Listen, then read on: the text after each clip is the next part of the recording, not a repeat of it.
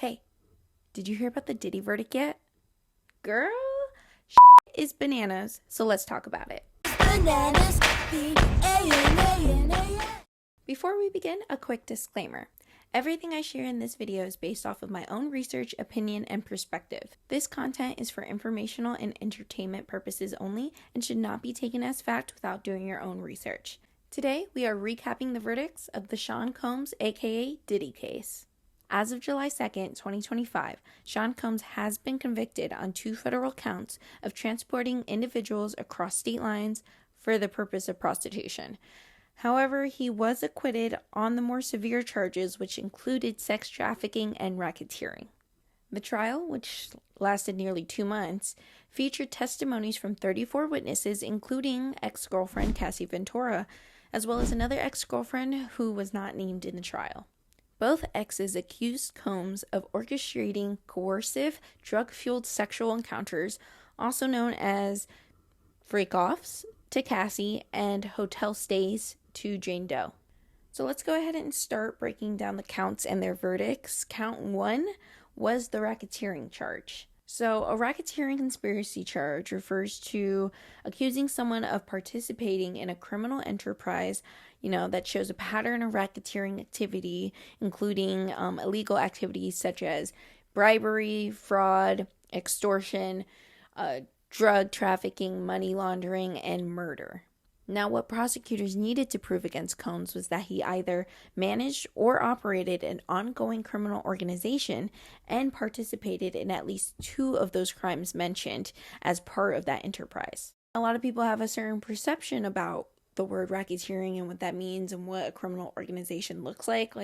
I don't think a lot of people think that a celebrity would have such a thing. And I think the prosecution tried their best to really try to prove that he did have this huge network of employees who were enabling him. Literally everyone around him is probably on his payroll. And maybe if I was on the jury and I did not have an in-depth knowledge of what racketeering looked like, maybe I would refer to movies and TV shows and I would think, mob bosses and things like that. And then on the other hand, you have the defense. Mark Agnifilo, one of Diddy's defense lawyers, even saying, did any witness say, yes, I was part of a racketeering enterprise? Mark, who the would say that? Who would just be on the stand as an assistant or someone who working for Combs, probably still even on his payroll, saying, yeah, I am a part of a racketeering enterprise. What? Mark, come, please now, be for real. Now, jurors explicitly said that they were deadlocked on the racketeering count, citing unpersuadable opinions and confusion over which specific crimes formed the basis of the charge. And they were deadlocked when initially reported to the judge. They did have verdicts for the other 4 counts, but count 1 was where they were hitting a wall. So the judge did tell them, go back, deliberate a little longer, take some time. Hopefully you can come to a resolution, which they did the next morning. As we know now, Sean Combs has been found not guilty on count 1, racketeering conspiracy. A lot of netizens believe that perhaps if this charge had not been included, that maybe the sex trafficking charges would have had more leg to stand on. But we can never really know that at the end of the day. Now let's get into counts 2 and 4, the sex trafficking charges involving Cassie Ventura as well as Sean Combs' unnamed ex, Jane Doe. Sex trafficking under the federal law requires proving the defendant knowingly engaged in sex acts with someone obtained by force, fraud, or coercion. Prosecutors accused Combs of organizing what was called freak-offs. These were multi-day, drug-fueled sex events.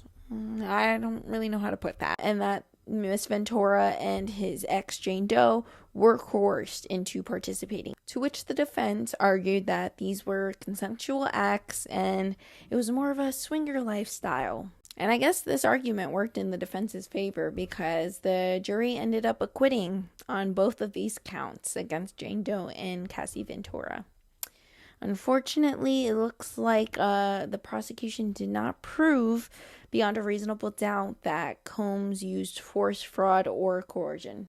Which brings us to counts 3 and 5, which is the transportation of individuals across state lines for the purpose of prostitution. Both counts he was found guilty on. However, both counts are also the lowest charges. Perhaps these charges were a little easier to prove, especially since we did get more details about those freak-off nights, obviously including escorts in those nights in different states, traveling escorts as well into the states. I guess for these specific charges, it didn't matter whether it was consensual or not. The sex acts, they happened, and they had escorts involved, and they did have travel arrangements when it came to the escorts. So there you have it. That's all 5 counts, 3 of which he was found not guilty.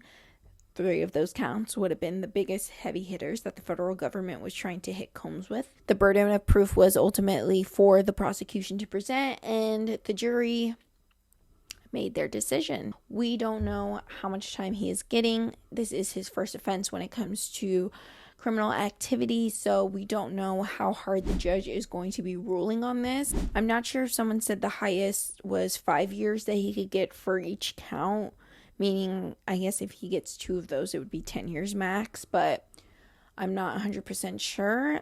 Probably not even gonna get that because he's a first-time offender. I just think that this whole trial has been crazy. Sean Combs, crazy. I think having guns with scratched off serial numbers already looks really bad. So I am quite shocked that the racketeering charge could not stick.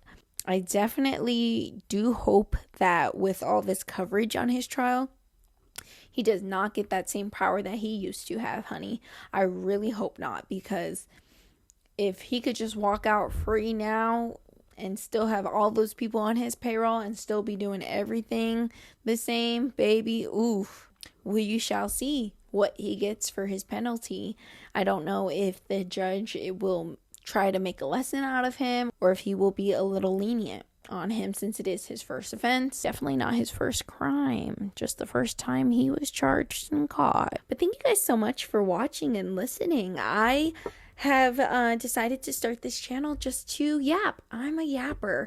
So I'm also uploading these on Spotify and Apple Music, I think, as podcasts. So hoping to, get out there, discover things. I'm excited for what this channel could bring. I'm going to be covering whatever the hell I feel like covering, as well as if you want to leave a comment and a suggestion of anything you'd like. I want to cover past current events, historical things. I like very obscure topics, lore, pop culture, anything really. I'm excited to talk about true crime, all of that. It's bananas out here. So I think it's just good to talk about it. Just good to yap a little bit, So thanks for coming. Thanks for watching my first video. That's all I have for you guys today. Stay safe out there in that world because it's bananas. It's bananas. B-A-N-A-N-A, yeah.